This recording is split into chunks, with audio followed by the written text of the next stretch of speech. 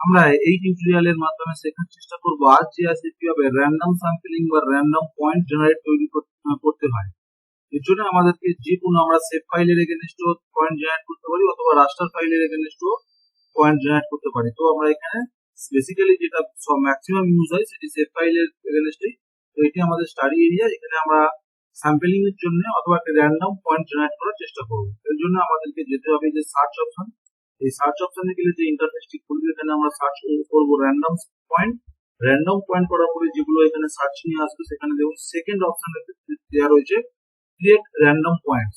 Data management tools এর মধ্যে রয়েছে, এর উপর ডবল ক্লিক করলে যে ইন্টারফেসটি খুলবে, ইন্টারফেসটি খোলার পরে আমরা দেখতেই পাচ্ছি যে এখানে আউটপুট পয়েন্ট ফিচার ক্লাস, এখানে আমরা লিখবো র্যান্ডম স্যাম্পলিং।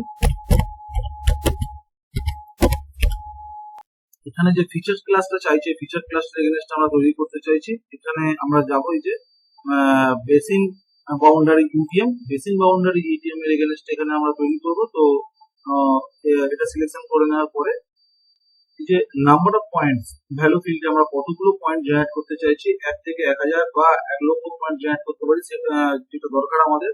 তো এখানে আমি 1000 একটু বেশি নিচ্ছি, 1000 নিচ্ছি। 1000 পয়েন্ট নেওয়ার পর এখানে আরো একটি ইম্পর্টেন্ট ফ্যাক্টর রয়েছে, সেটি হলো মিনিমাম অ্যালাউড ডিস্টেন্স। দুটি পয়েন্টের মধ্যে মিনিমাম ডিস্টেন্স কত থাকবে, সেটি এখানে চাওয়া হয়েছে এবং এর ইউনিটও দেওয়া রয়েছে। আমরা এখানে দুটি পয়েন্টের মধ্যে 50 মিটার ডিস্টেন্সকে অ্যালাউ করছি।